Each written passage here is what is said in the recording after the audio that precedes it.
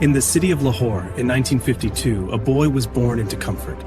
But destiny had written for him a life of storms. No one knew that this boy would one day lift a nation's pride, challenge its power structures, and survive bullets meant to silence him. At just 18, this animated prodigy stepped onto the international cricket field. Talented? Yes. Ready? Not yet. The early years were harsh. Critics questioned his pace, his technique, his temperament. Pakistan cricket itself was unstable, inconsistent, unpredictable. Losses piled up. Newspapers doubted him. Experts dismissed him. But failure did not break him. It transformed him. He rebuilt his bowling action. He trained relentlessly. He hardened his body and his mind. By the 80s, he was no longer just a player. He was becoming a leader. In 1992, at the Cricket World Cup, Pakistan began disastrously. Defeats, criticism, elimination looming. The world counted them out. We're like wounded tigers, cornered. We're wounded tigers, cornered. That makes us dangerous. Match by match, belief by belief, we've clawed back. Tonight in Melbourne, we finish it. He's bowled him! Pakistan are the world champions! Yes, come on! For the first time in history, Pakistan became world champions. He lifted the trophy, not just as a cricketer, but as a man who turned doubt into destiny. Then, at the peak of glory, he walked away from the game.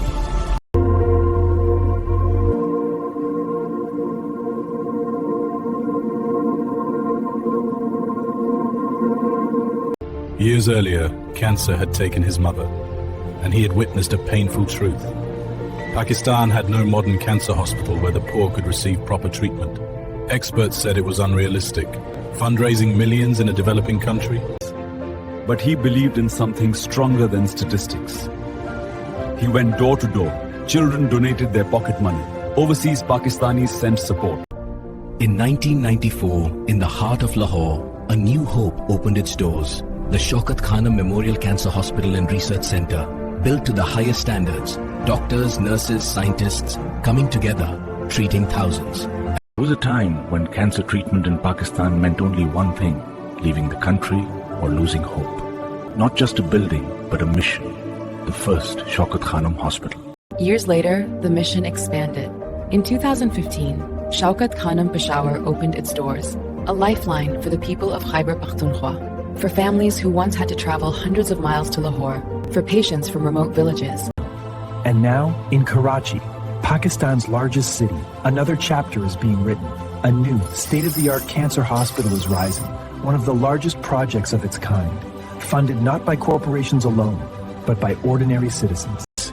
From Lahore to Peshawar to Karachi, this is not just a network of hospitals, it is a movement. In the quiet district of Mianwali, where golden fields meet rugged hills, where opportunities once felt distant, a dream began to rise from the dust. This was not just about bricks and classrooms. It was about dignity. It was about equal opportunity. Hundreds of students have carried forward new confidence, new skills, new dreams.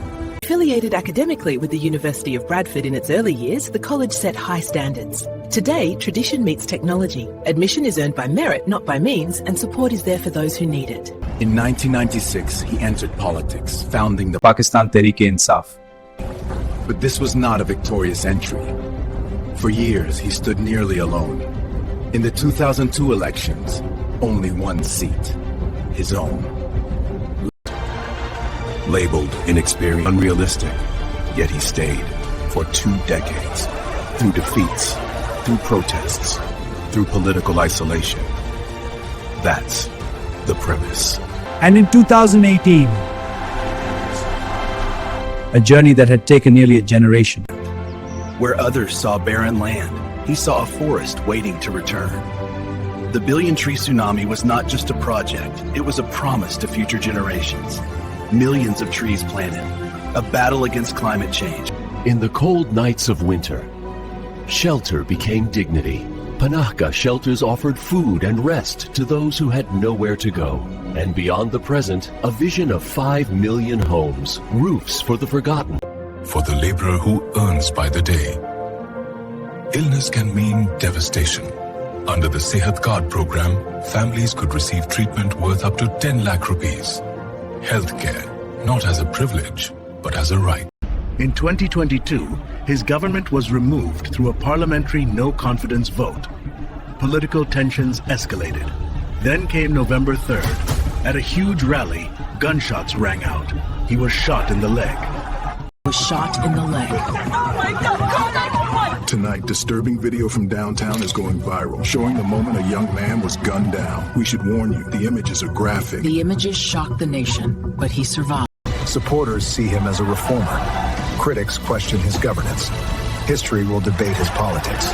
But no one can deny the arc of his life. A struggling athlete who became a world champion. He was a grieving son. From the ache of loss, he sketched a dream. One hospital, built so others wouldn't endure what he did. He was an outsider to politics, but his hope was contagious. People listened, then believed. And when hatred tried to silence him, bullets found their mark. They didn't stop him. He rose again. This was the captain who lifted a nation's pride. The philanthropist who built healing for the poor. The reformer who spoke of education as a weapon against poverty. A man who once helped millions see hope more clearly. And now, questions rise about... Behind cold walls and heavy iron bars, a man once cheered by millions now sits in silence. A World Cup captain, a hospital builder, a political leader, now confined to a prison cell. Social media whispers grow louder. In the quiet of confinement, a new concern begins to spread beyond these walls, not through official statements, not through medical reports, but through whispers, through social media. He couldn't read the board this morning. People saying he's going blue. Rumors that his eyesight is fading.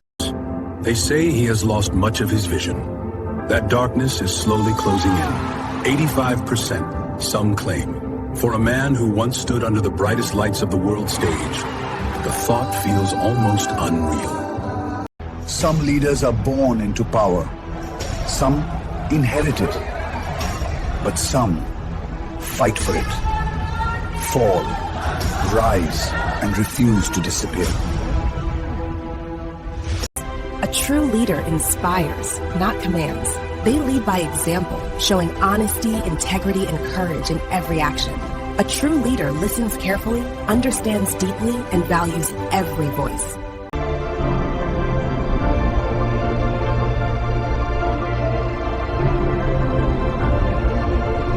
History does not remember comfort. It remembers conviction. Was the story of Imran Khan,